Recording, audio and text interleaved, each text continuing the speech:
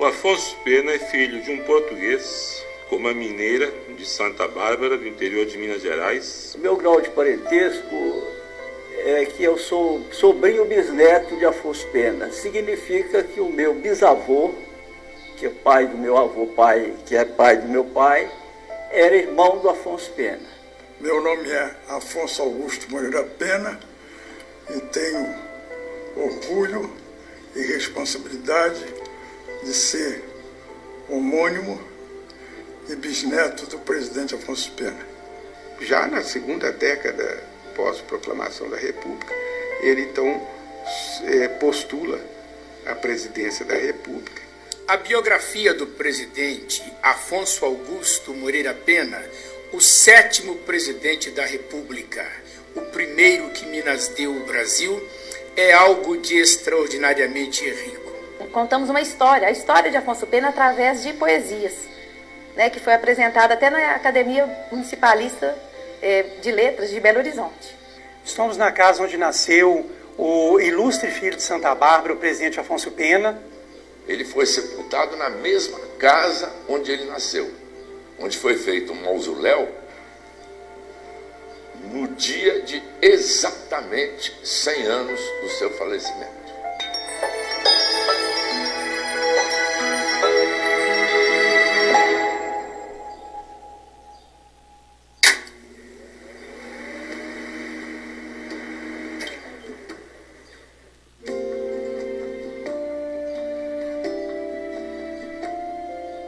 Afonso Pena nasceu em 1847 em Santa Bárbara.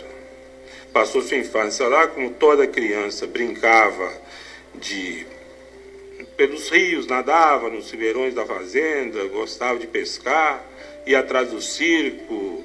E ele teve uma qualidade específica, que foi o fato de seus pais se preocuparem muito com a educação. E desde muito cedo ele teve professores particulares na casa dele que lhe ensinaram francês, lhe ensinaram latim, ensinaram história, matemática, português, claro. E com 10 anos ele foi levado para o tradicional Colégio do Caraça.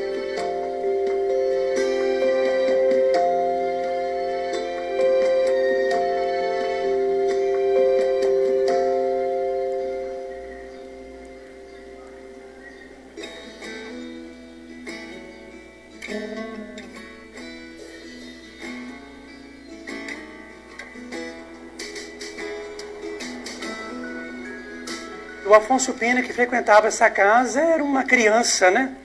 Normal como qualquer outra, né? Com as suas proezas, né? As suas brincadeiras. Ele era normal como qualquer outra criança, até, né, o estudo e a formação no Colégio Caraça, de onde ele começou a evoluir, né, como político. O pai de Afonso Pena ficou órfão na cidade de Ribeira de Pena, na região norte de Portugal, região chamada Província de Trás-os-Montes. Ele veio para essa região, veio mais precisamente para Brumal, para morar com um tio dele, que era padre, o padre Sebastião José de Carvalho Pena. O padre providenciou imatriculá-lo no seminário de Mariana, queria que ele seguisse a carreira de padre também. Ele desistiu da carreira eclesiástica, resolveu seguir vida leiga. Acabou casando com a Maria Rosa da Conceição. Com o falecimento da Maria Rosa, ele casou de novo com a Ana Moreira dos Santos, que veio a ser a mãe do Afonso Pena e mãe também do meu bisavô. Ele teve um primeiro casamento, o Afonso Pena é filho do seu segundo casamento. Ele veio para o Brasil. Há notícias não exatamente, não exatamente comprovadas, mas a notícia de que ele teria servido como militar no governo de Dom Pedro I, portanto, na corte, no Rio de Janeiro, e há até um registro de que ele teria sido deputado provincial. São estas informações que me levam a admitir que a vocação política do Afonso Pena certamente terá sido herdada do pai. Gostava de todas as matérias, disciplinas. Só não gostava dos banhos matinais, que eram os banhos frios, gelados, né? Faça chuva, faça sol. O Afonso Pena tinha como babá uma escrava e gostava de nadar no riacho de Santa Bárbara.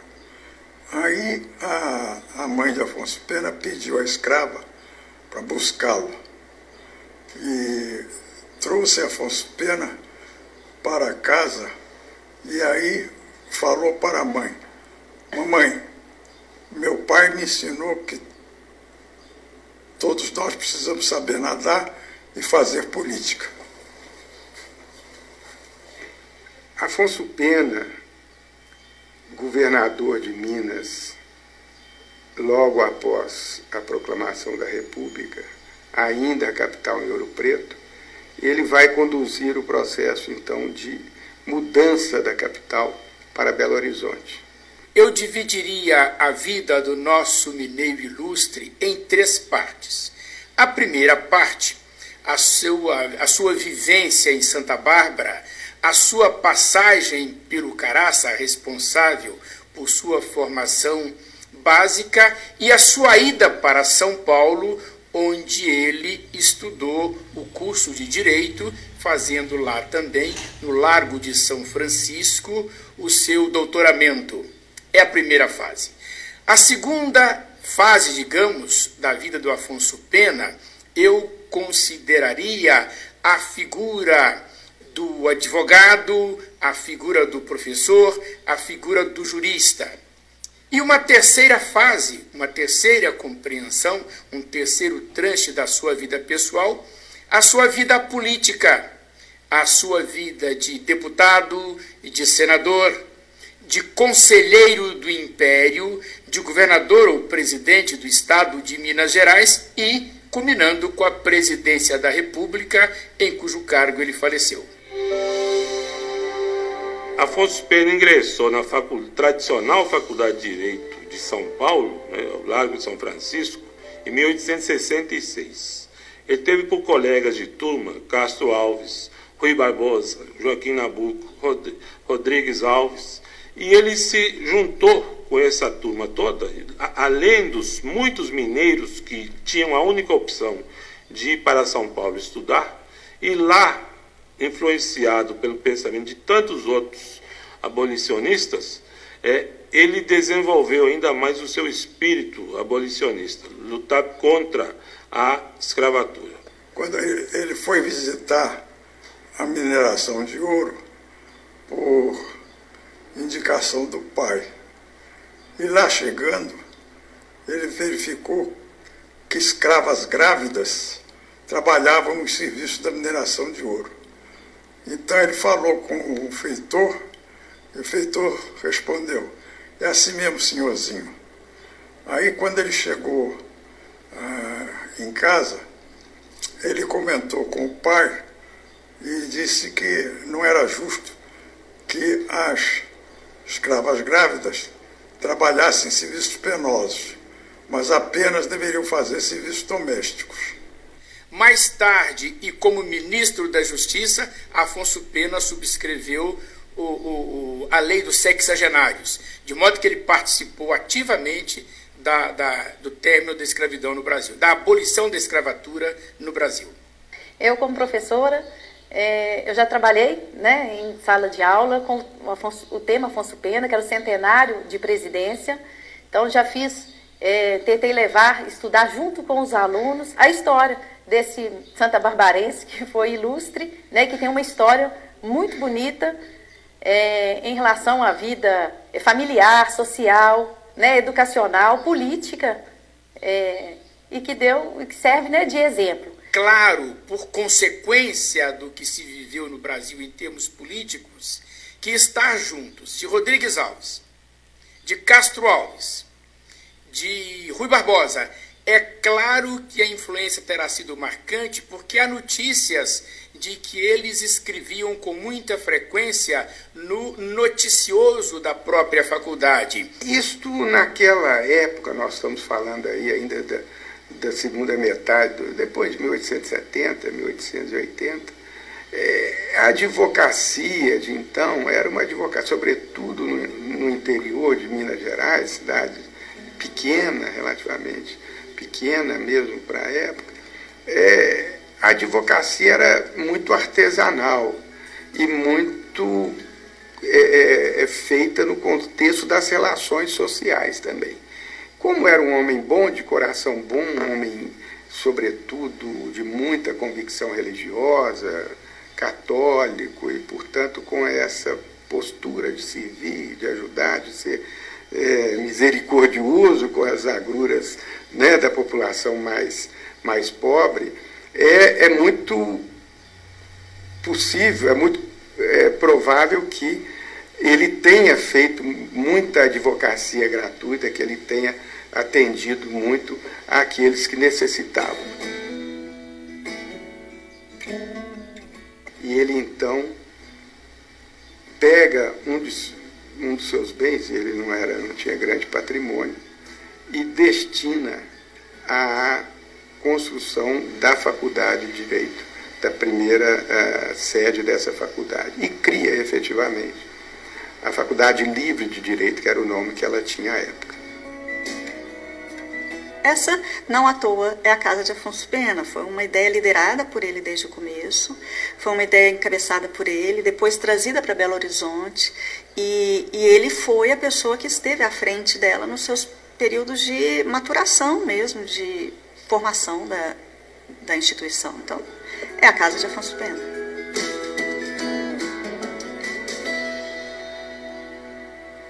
Para nós, mineiros, para nós advogados, a gente registra a criação da Faculdade de Direito como o maior ato da vida do presidente Afonso Pena. Afonso Pena esse registro é muito importante, 2 vezes o criador da Faculdade de Direito da Universidade Federal de Minas Gerais.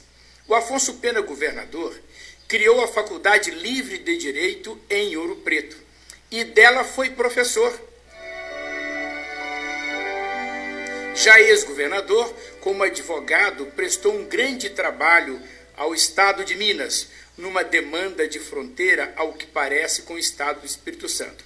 Ele ganhou a causa para o Estado de Minas Gerais e não quis cobrar os honorários. O governador mandou então saber quanto é que corresponderia a título de honorários aquele serviço e mandou depositar esse dinheiro na conta do Afonso Pena. O Afonso Pena pegou esse dinheiro e construiu a sede em Belo Horizonte da Faculdade de Direito. Ele teve essa visão, naturalmente era uma capital nova, era preciso, né, que houvesse a instalação de escolas, mas foi com patrimônio próprio e não com dinheiro público que ele viabiliza o surgimento da Faculdade de Direito no final dos anos de 1890. Ele é eleito presidente de Minas, é o primeiro presidente eleito pelo voto direto em Minas Gerais, e passa a administrar o Estado, dando especial atenção para a agricultura, claro, para a educação, para os problemas do dia a dia, da economia, do ensino, da abertura de estradas, principalmente de trem de ferro, coisa que ele vai completar quando se elege presidente da República. Com a ferrovia veio muito progresso para Santa Bárbara, veio uma fábrica de tecido, né? Veio deu impulso ao comércio, né? Aqui virou um centro de distribuição de alimentos, ia daqui para o Rio, né? Para outras regiões de consumo. Embora a política tenha sido a grande vocação de Afonso Pena, há 2 episódios na vida dele que merecem registro, porque são demonstradores, ou são demonstradoras, do grande advogado que ele era. Primeiro, a tese dele sobre letra de câmbio no seu doutoramento na faculdade é muito interessante.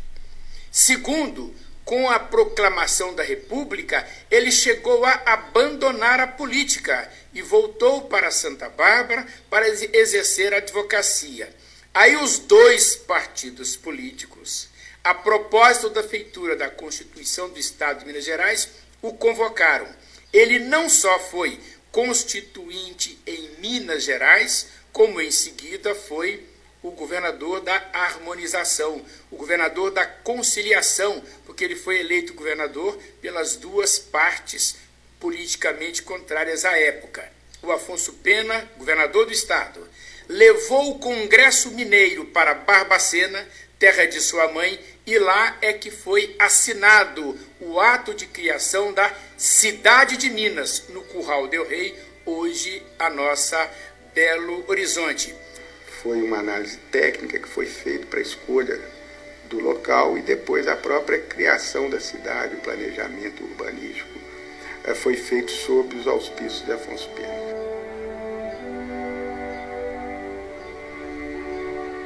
Ele foi o único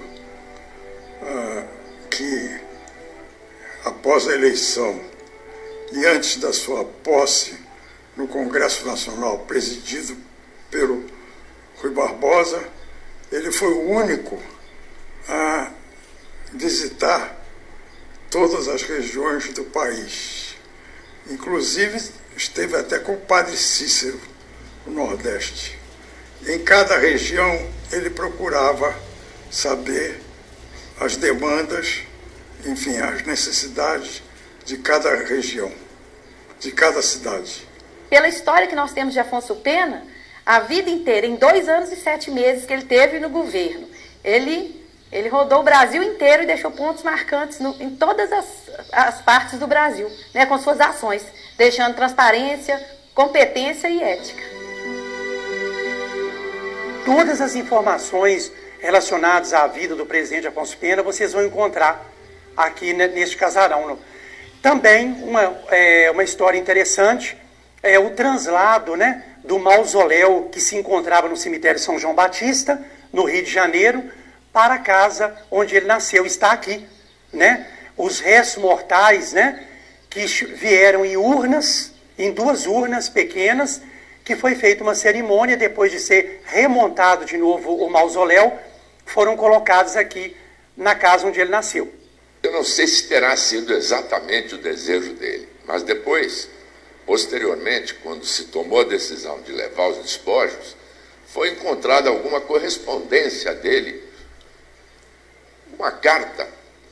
Alguém trouxe uma carta onde ele expressava o desejo de ser sepultado na mesma terra onde havia nascido, o que veio a acontecer exatos 100 anos depois. Porque Afonso Pena representa para Santa Bárbara, para o povo, né, santabarbarense, é a vontade, é a história, é a família, é a valorização da família, a educação, né, que foi o ponto principal. No entanto, as 4 palavras, né, no leito de morte, Deus, pátria, liberdade, família, ele foca exatamente as 4 palavras principais para uma pessoa.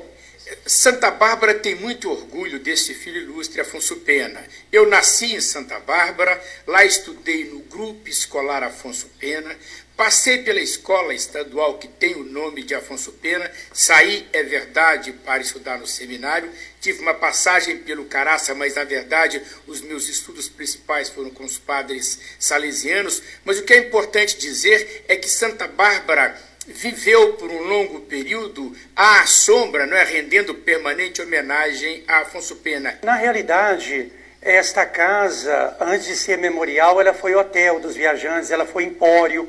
Por quê? Porque uma filha do presidente Afonso Pena herdou a casa. Ela herdou a casa e ela, como se tornou freira, né, ela doou para a paróquia de Santo Antônio. Então, aqui de Santa Bárbara, a matriz de Santo Antônio aqui de Santa Bárbara.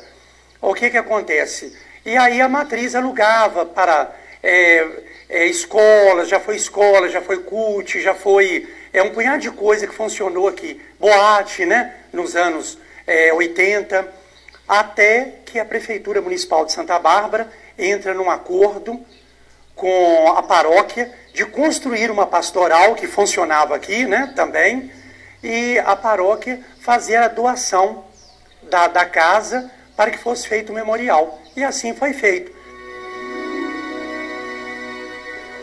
Um líder, ele de alguma maneira, venceu a mortalidade, ele se tornou imortal, na medida em que ele cria uma instituição de ensino com essa solidez e que a gente a identifica como a casa dele. Né? Então, ele venceu a mortalidade pelas razões mais nobres, né? que são as razões da pesquisa, do estudo teórico, do estudo humanista. E, enfim, um inquieto, que eu acho que todas as grandes pessoas, todas aquelas que realizam feito, têm como característica uma inquietude, uma vontade, uma angústia, uma vontade de fazer algo a mais por sua passagem na Terra. Creio que teria sido um bom ministro do STF. Posso contar um episódio semelhante que ocorreu depois, quando ele convidou Pedro Lessa para integrar o Supremo Tribunal Federal.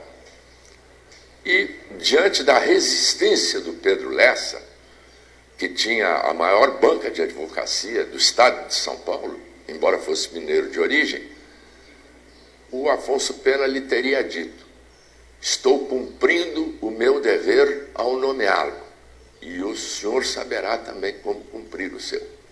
Aí Pedro Lessa aceitou e veio a ser, na minha modesta opinião, o maior de todos os ministros que o Supremo teve durante o século XX.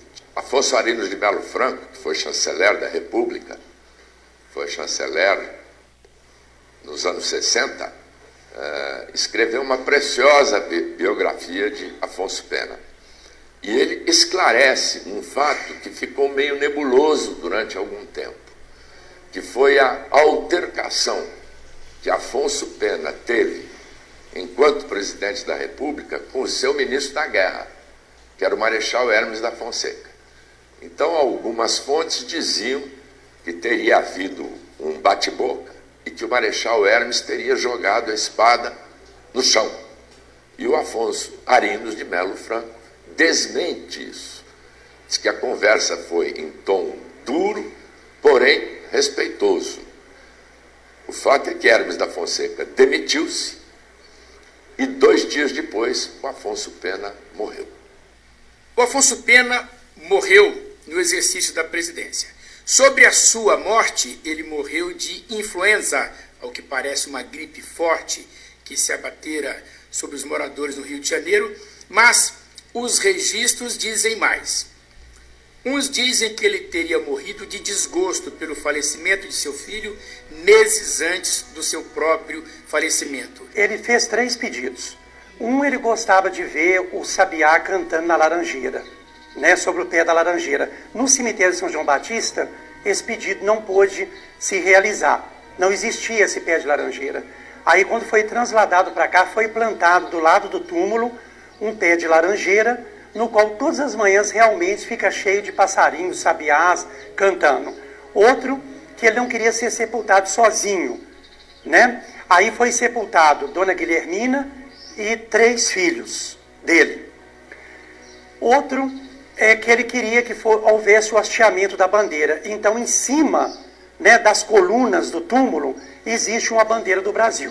Um vitral com a bandeira do Brasil. Se eu pudesse definir Afonso Pena, ele era um dos competentes presidentes da Primeira República, que trabalhavam pelo bem do povo e dos brasileiros. Excepcional brasileiro. Um dos 2 maiores presidentes da República que o Brasil teve. O outro também foi mineiro, mas não estudou aqui na casa. Afonso Pena e Juscelino Kubitschek de Oliveira foram os 2 grandes presidentes que este país teve. Minas ainda está devendo um outro bom presidente ao país.